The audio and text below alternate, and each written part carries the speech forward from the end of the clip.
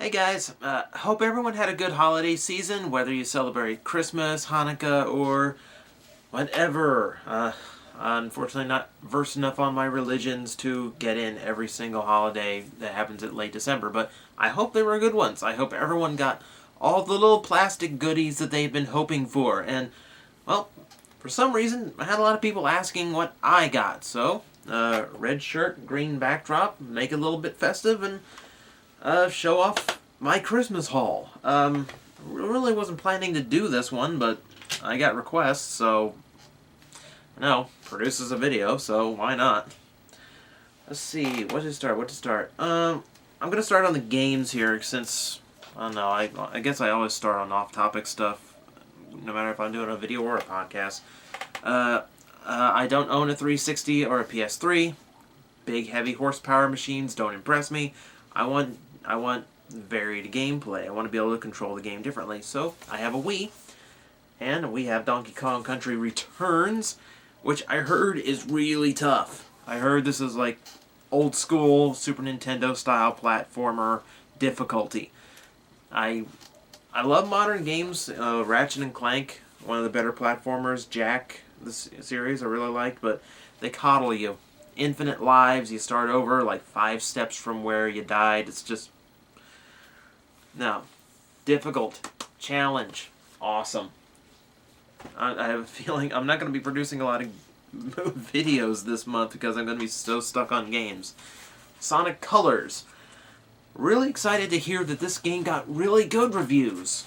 I'm a Sonic fan. I really like Sonic's gameplay when the games are good. I haven't bought a Sonic game in like 7 years. So, here's hoping that this one turns out better. I played a little bit of it. Seemed to work so far. Need to dive a little bit more into it because there's a couple others that have been claiming my time more than that. New Super Mario Bros. Wii. I love the old school Mario thing. I've been in a big Mario kick lately.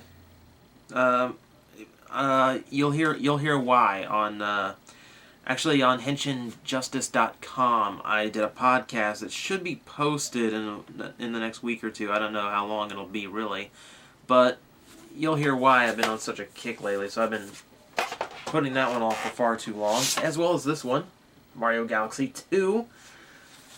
Freaking love the original one.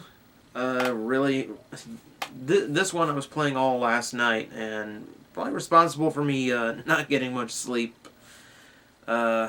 period. So I'm sure this will be sleep depriving me for quite a while. That's pretty much it for the games. You see the Mario mood continued because I got the Mario t-shirt arranging all the popular characters from the first 4 games.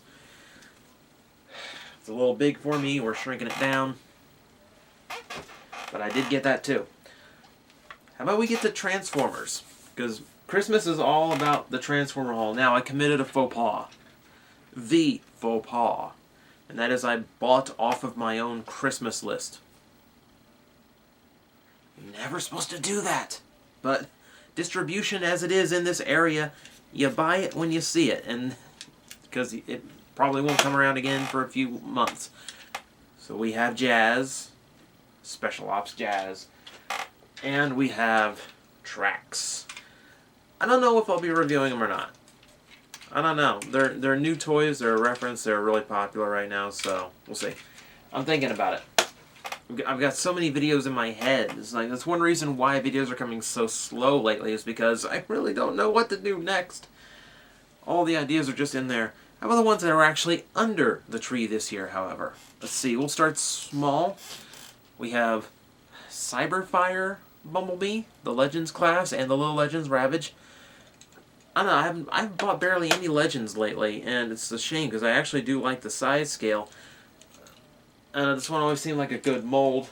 Well, it's time to pick it up because I figure they'll probably do a different one for the next Little Legends line. I wanted the Ravage because I've got the first one, I've got the mail-away Ravage, so now they have a kitten. I have a little family of Ravages. What next? Searchlight, the Power Core Combiner character. I might be doing something Power Core related in the near future. So keep an eye out for that. He's okay. This is my abbreviated review. He's keeping with the power core, crankcase, and the Destrons, which I might have put on my list just because no, I got a kick out of them using the word Destron here in the States. But no, yeah, he's got a cool look to him. I mean, he pulls off the combiner mode better than a few power cores I've got. So, well, not bad. He works. Oh, Searchlight's little minicon guy too. Yeah, not quite a fan of the clear gorilla. Let's see. War for Cybertron, Cliffjumper. Just in time for Tron, which I actually went to see Tron last night. Some were really harsh and overanalyzing. A lot of the things I found people complaining about it actually does clear up. So I don't know. I thought it was a decent watch. I've got this guy. I've got Bumblebee, and on both of them, I cannot figure out how to transform them smoothly. I get those big gaps in between panels, and I can't get them in. I feel like I'm gonna break this thing every time I transform this mold. I don't know, but he still look. It's one of those. It feels like a transformation that's complex for the sake of being complex, and I can't stand that.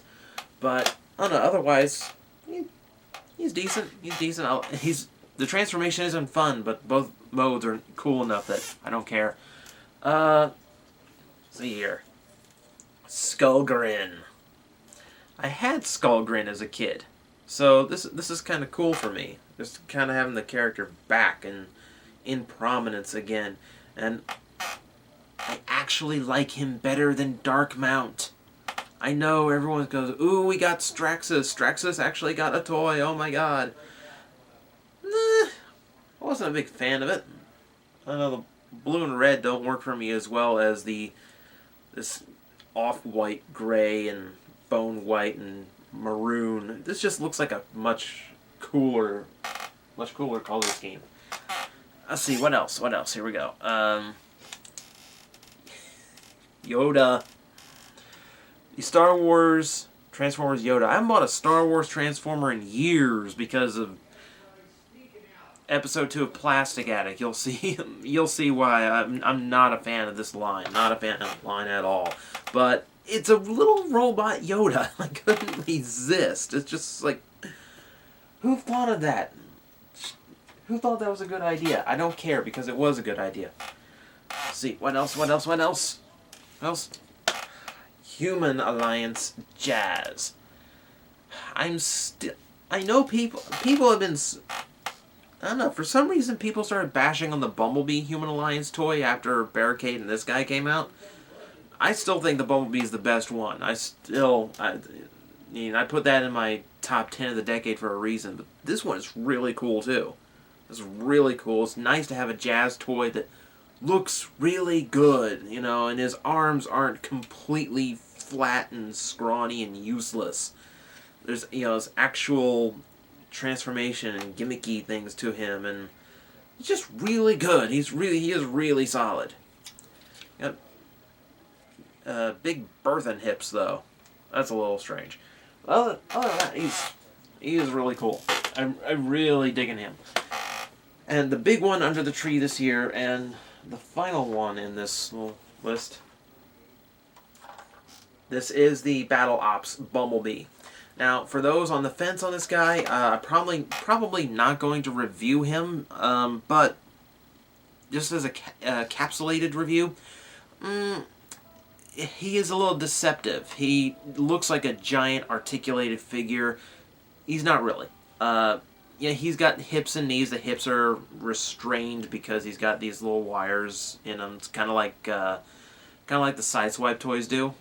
Little rubber cords in the hips that bug the hell out of me. But he's got one of those gimmicked arms. He's got one of those gimmicked arms. His head doesn't rotate because of the electronics. No waist because of the electronics. Tons of electronics. So he's one of those. But the transformation is nice, and I will admit, you know how I am. Gimmicks that are intrusive I'm not a big fan of, but this thing is like he's so loaded with like different sound effects. Like depending on whether you have his arm down or his arm up and transformed, which is an auto transform, it actually looks pretty neat. Depending on whether you have the face mask up or down, and depending on any combination of those, he has completely different sound effects on both of his buttons, which is like, I mean, there's so much variety in the sound effects level. I mean, everything you do changes every sound he makes. So that's actually really cool. And if you haven't heard it, if I can demonstrate this quickly here.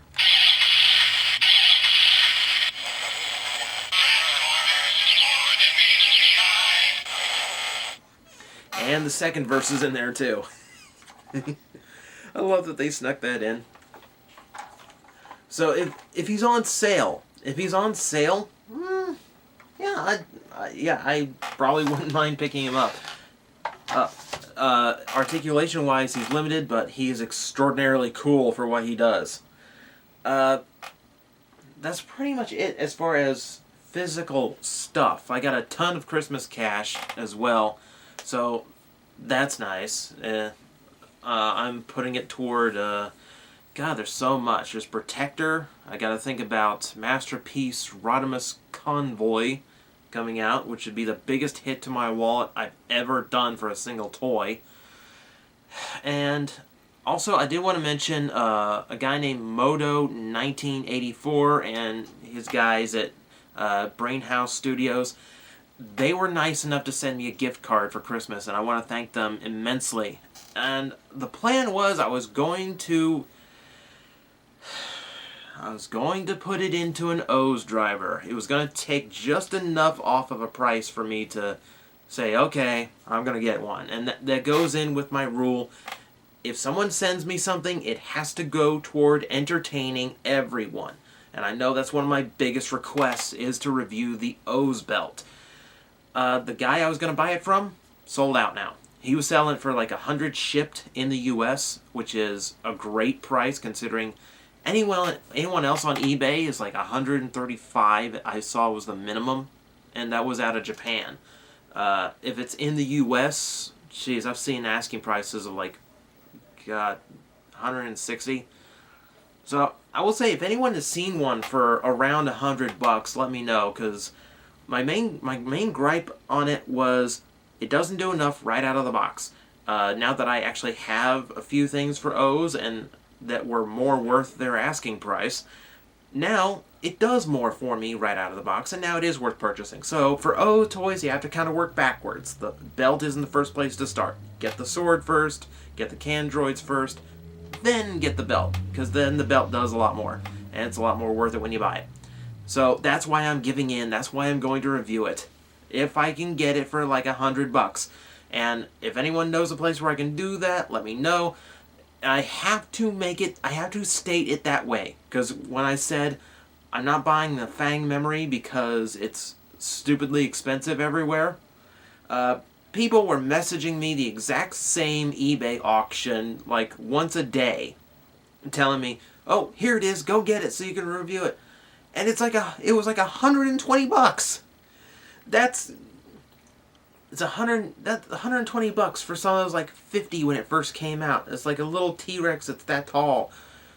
No, that's the kind of insane prices I was trying to avoid.